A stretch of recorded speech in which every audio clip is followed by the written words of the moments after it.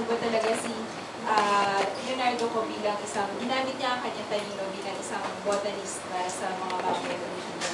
Ang susunod naman pong tagapagsalita, isa rin kasamahan ni Ginoong Leonard ko.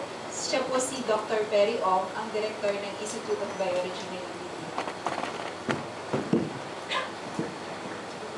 Magandang umaga po sa lahat at sa pagpunta sa press conference nito. Una sa lahat, nais kong ipabatid sa taong bayan na hindi lang simpleng tao ang napaslang ng Lunes. Akala ng iba, si Leonard lang yung namatay.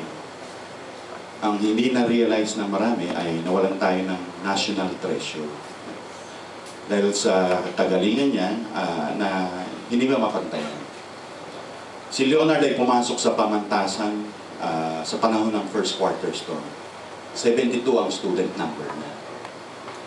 Pero siya ay nabigyan lang ng kahuli-hulihang BS Botany degree noong 2008. So, longest record na siguro yan, 36 years.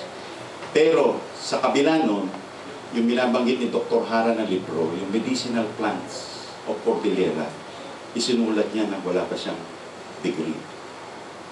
At yung ikalawang librong sinulat niya, itong Forestries of Palanan, isinulat to 2006. Ibig sabihin, wala pa rin siyang degree. No? So, ilan sa ating mga PhD holders sa pamantasan, makapagsabi na nakalikha na sila ng 2 libro. Nakasulat na. At sasabihin nyo, Forestries of Palanan, Philippines. Ano ba yan? Ginugol niya itong at least nakaraang 15 taon para itayo itong tinatawag naming Forest Dynamics Plot in Palanan, Isabela. Ito ay bahagi ng isang network ng mga dynamics plot sa buong mundo. Wala siyang pera. Pero naitatag niya yun. Nakumbinsi niya ang international science community na magbigay ng pera para itatag ito. At nitong, ang proyektong ito, kaya ito ginagawa dahil sa kabila ng ating karunungan, no, nakakapagpadala tayo ng tao sa buwan. Pero hindi natin alam paano lumikha ng gubat. Dahil ang alam lang natin, ang gubat, kinukuha na lang natin ng kahoy. Kaya sa panahong yon, alam natin nawawalang kagubatan, gusto nating likhain ulit ito. Ang alam natin reforestation. Pero kadalasan, ang reforestation ay plantasyon yan. Hindi yan gubat. Dahil nga walang nakakaalam, paano ba gumawa ng gubat? At itong proyektong ito ay bahagi ng pananaliksik para malaman natin paano gagawa ng gubat. So ang ginawa niya, alam niyo ba, mula sa 6 hectares, naging 16 hectares. Sa loob ng 16 hectares, bawat puno ay nilalagyan niya ng marka. Sinusukat niya kung gaano kalaki, gaano kataas. Nire-record niya, kinikilala niya kung anong uri ng halaman ito, anong scientific name. At binilang niya lahat yan. 100,000 puno ang namarkahan niya. Bawat isa dyan ay makikita nyo sa loob ng libro, nakamapa siya. Kaya pag pumunta ka sa gubat, may makikita ka marka na nakalagay isang number.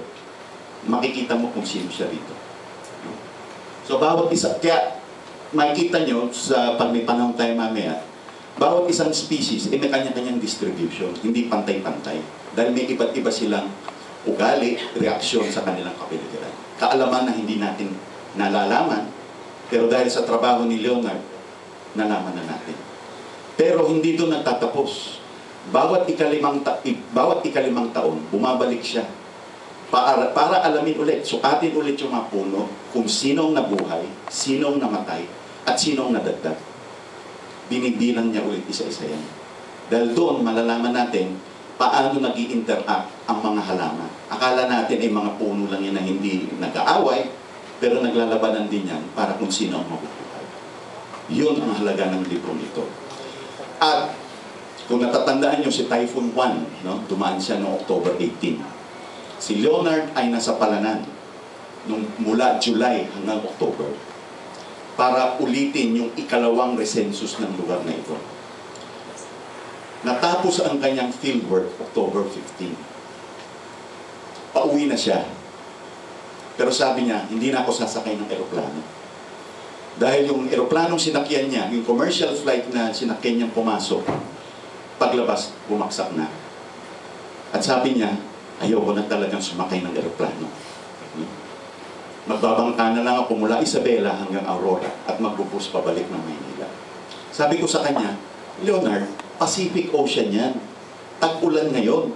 Mas delikado yun. Tsaka isa pa, di ka marunong lumangoy. Sabi niya, pag ako'y sumakay ng eroplano at nalaglag yun, sigurado akong patay. Pero kapag ako'y nagbangka, maaaring di ako marunong lumangoy, pero pwede akong anurin sa tabing dagat. May chance pa ako. And he's willing to take that chance. Which brings me to the point. No? Maraming bali-balitang lumalabas. Bakit pa ba pumunta dyan si Leonard sa isang lugar na NPA-infested area po? No? Una niyong dapat isipin, ang aming trabaho, no? Ako isang wildlife biologist, siya ay nag-aaral ng halaman, ako ay nag-aaral ng hayop. So kaya kami ay tandem eh. No? Tatlo kami niyan, si Dan Lagunsad na namayapa na rin. Kami pumupunta sa malalayang lugar, magubat na mahirap puntahan, na mga pangalan na hindi yung pa naririnig. No? At hindi kami tatagal ng ganito kung kami ay reckless. Kung kami ay basta adventurous lang na pupunta dun sa mga lugar na yun, nang walang pakundangan. The mere fact na buhay pa ako at buhay pa siya hanggang nung Lunes. No? Mahigit 20-30 taong kami nasa gugubatan, nakakabalik kami ng buhay palagi. Dahil ang aming motto palagi, safety first. No? Palagi ang unang namin, kung wala kami kakilala, punta sa mayor, pupunta sa barangay, kung may militar, punta sa militar, nagpapaalam kami. Kapag sinabi nilang, okay, pwede kayong pumunta, punta kami. Pag sinabi nilang, hindi kayo pwedeng pumunta, hindi kami pumupunta. Kahit nandun pa yung kahuli-huli ang halaman na hindi pa namin nakikita, o kahuli-huli ang hayop na hindi pa namin nakikita, hindi kami tutuloy. Ako personally, ang gusto kong mapuntahan ay ang Basilan. Dahil no biologists have set foot in the island of Basilan for the last 100 years. And it will be interesting to know what's there. But nobody can assure my safety. So hindi ako pumupunta. Isa pang halimbawa, nung hindi ko lang matanda ng taon, 2000 o 2001, nag-field work nandun pa kami sa organisasyon na Conservation International Philippines. Nag-field work siya sa bundok, sa isa sa mga bundok ng Sierra Madre. Bandang Isabela o Tagay, hindi ko na maalala. Pero madaling i-check eh, dahil kasi nakarating sila sa bundok after 5 days of walking. Biglang may inambush na convoy ng militar. Patay ang isang general. At that time, sabi ko, uwi kayo. Bakit? Sabi ko, hindi ko kasi alam anong magiging reaksyon ng militar. Maaring mag-conduct ng air bombing yan para makaganti sa militar. Kahit hindi nila alam nasa ng MPA, babambombahin nila yan sa galit ng militar. Dahil nawalan sila ng general. Minumura ko ni Leonard. Ang hirap umakyat dito. No? Yung aking gout. Pauwi mo lang kami, hindi pa kami nagsisimula. Sabi ko, alam mo Leonard, kung ako'y kasama mo dyan sa gubat, I will take the same risk as you. Pero nandito ako sa Maynila, ikaw dyan ay nasa gubat.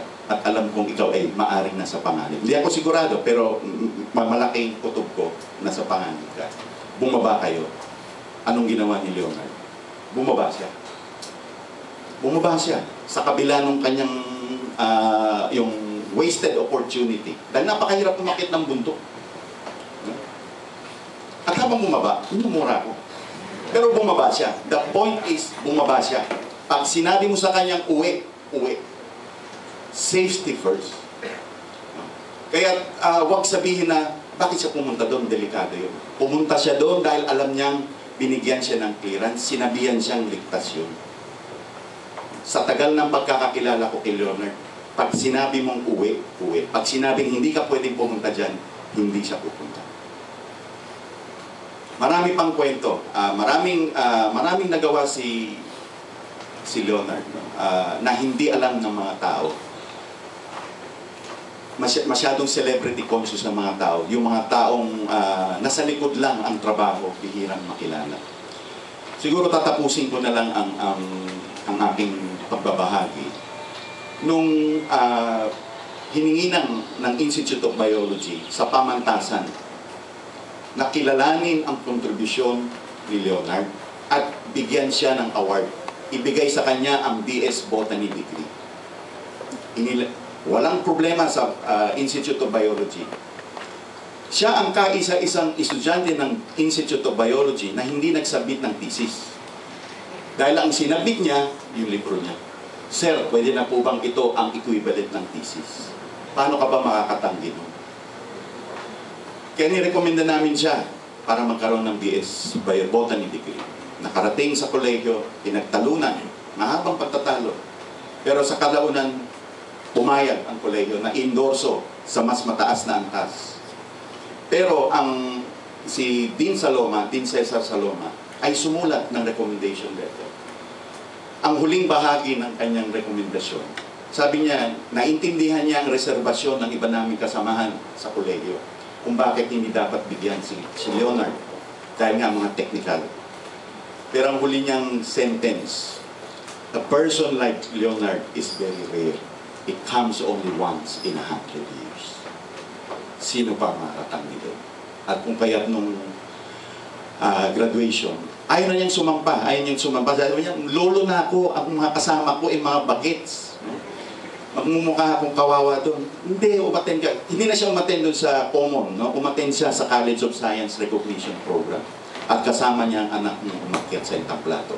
At pinalakpakan siya. Yun lang po. Magandang umaga po.